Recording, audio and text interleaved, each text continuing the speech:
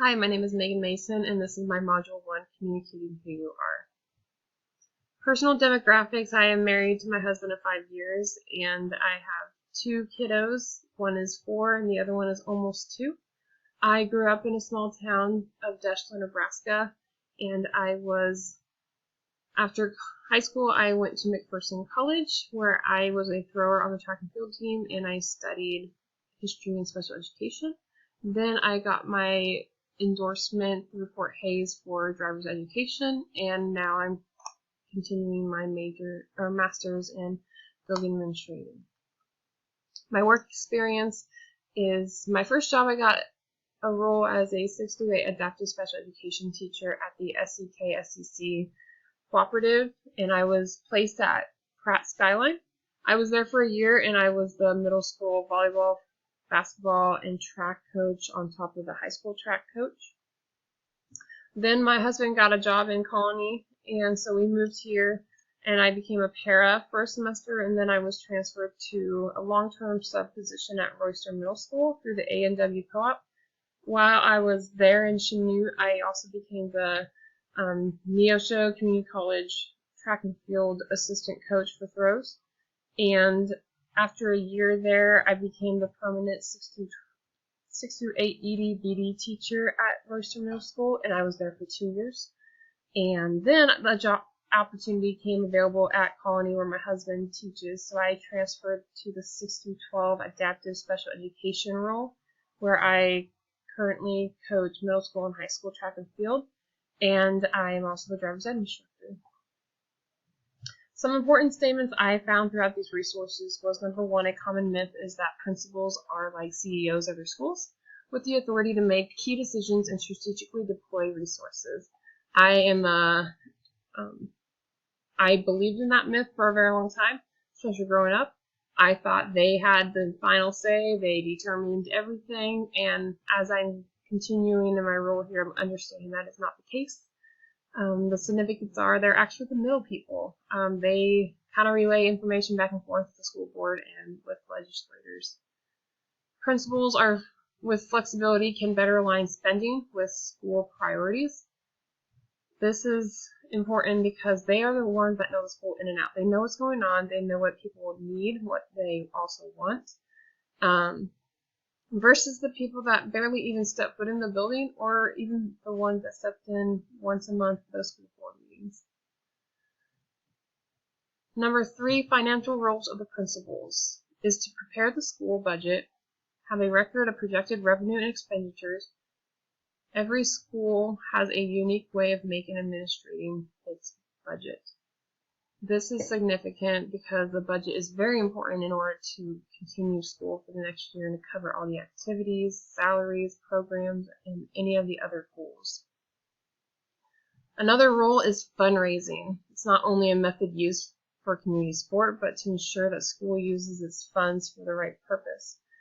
We currently have that issue here where we were having a lot of these fundraisers, but they weren't being for a specific thing to buy. So the new our administration came to us saying, if you're going to fundraise, you have to have something in mind so the community knows why they are giving you money to buy something, not just to raise money just to raise.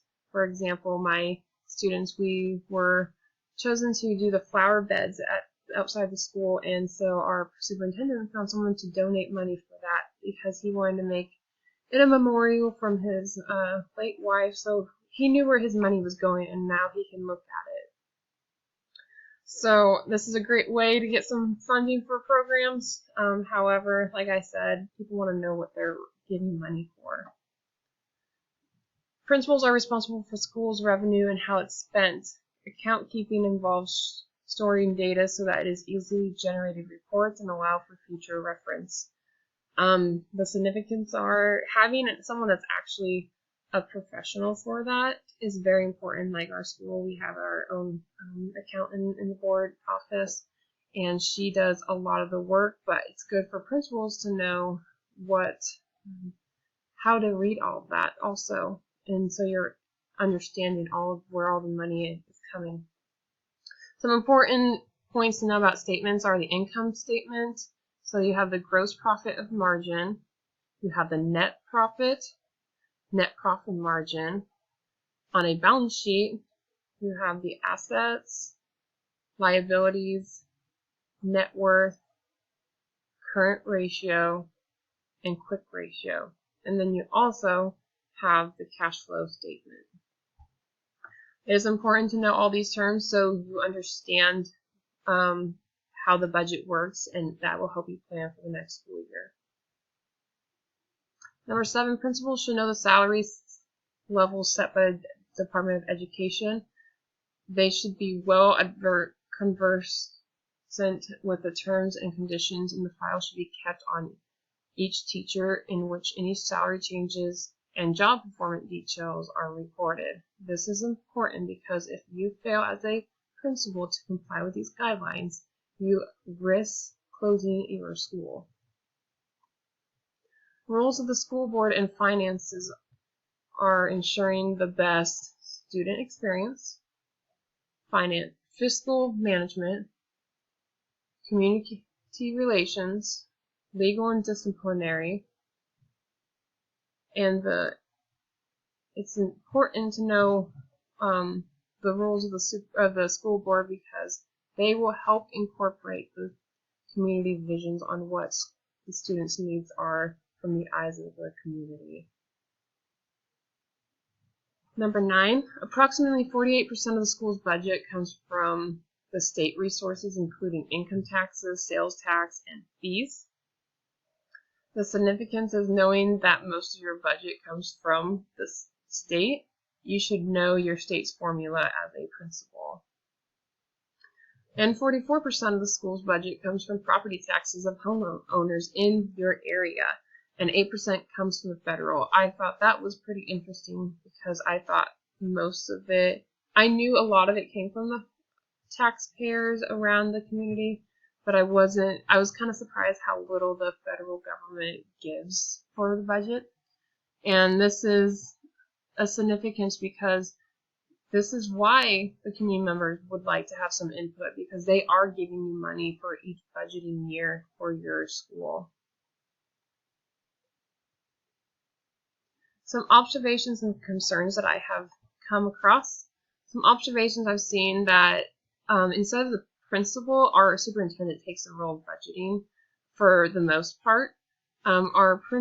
He does all the fundraising, and he does a lot of relaying info to the board members. Our principal, so how our thing is set up, our superintendent's actually our elementary principal, and then my principal is the middle school and high school principal. So our middle school and high school principal, he's in charge of athletics, but he's also our AD, so he's in charge of the funding there. Some concerns I see for myself in the budgeting world is I'm not very confident about it right now.